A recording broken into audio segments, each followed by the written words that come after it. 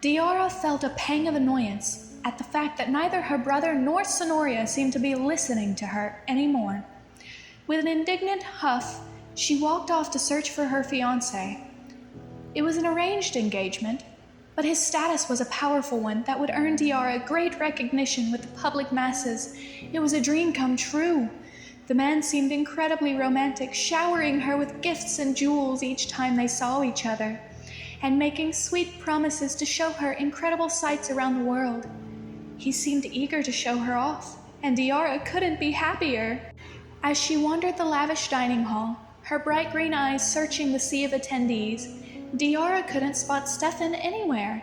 Maybe he'd stepped out into the gardens, she thought, as she strode toward the doors that led out to the courtyard. Rounding the corner through the ornate doors, Diara froze in her tracks. Her hand flew to her mouth, chest constricting with an unfamiliar pain as she saw her fiancé in a heated kiss with another woman. Stefan? She managed in a hurt tone, tears pricking her eyes. Oh, Diara, the handsome man said in surprise as he pulled away, his tone holding no regret. He noticed the tears and scoffed in amusement. You can't honestly tell me you didn't see this coming, princess. What's that supposed to mean? Diara asked, her face twisting with disbelief. You're my fiancé. I thought... What, that you meant something to me? Stefan scoffed, his red eyes glinting with amusement in the darkness of the night. Don't be ridiculous, Diara. You're nothing more than a way to move up the ladder. You can't honestly expect me to genuinely care about you. So you're just using me to boost your reputation? Diara's expression hardened with hatred, her hands clenching at her sides. Well, that's your mistake, Stefan. The engagement's off. You figure out how to tell your father, because I want nothing to do with you after this. Diara, you can't be serious. Stefan obviously hadn't expected that, as his handsome features shift with disbelief.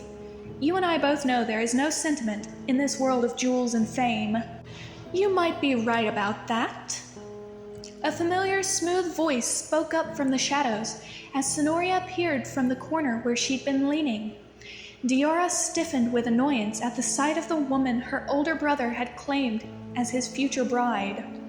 What are you doing here? Come to gloat? Diara spat bitterly. Instead of responding with snark as Diara had become accustomed to, Sonoria looked at her with a calm expression, her tone warm and almost supportive. No, I was simply hiding from your brother to get a break from his overbearing nature when I couldn't help overhearing your conversation. Her chocolate gaze turned to Diara's ex-fiancé, darkening with an intensity that showed past her cool exterior. And you might be right that people like you don't hold any sentiment. You're too focused on fickle superficiality, temporary things that can change in the blink of an eye. That's why I can't stand people like you who wouldn't know how to love someone if you tried. Who are you to talk? Stefan asked in a tone of anger, letting go of the woman he'd been holding to step toward her. Aren't you marrying the Dragon King? Who said I wanted to? Sonoria hissed in a low tone of warning. You shouldn't make assumptions on things you don't fully understand. Diara stood stunned, shock coloring her perfectly defined features. Sonoria didn't want to marry her older brother? But then why are you? She asked before she could stop herself. Sonoria turned her gaze to Diara, studying her thoughtfully for a moment before answering with carefully chosen words. It isn't my choice. I don't have a say in the matter. Why do you think I enjoy getting under his skin so much? That sent a pang of something through Diara that she couldn't quite understand. Was it empathy? Compassion? She wasn't sure.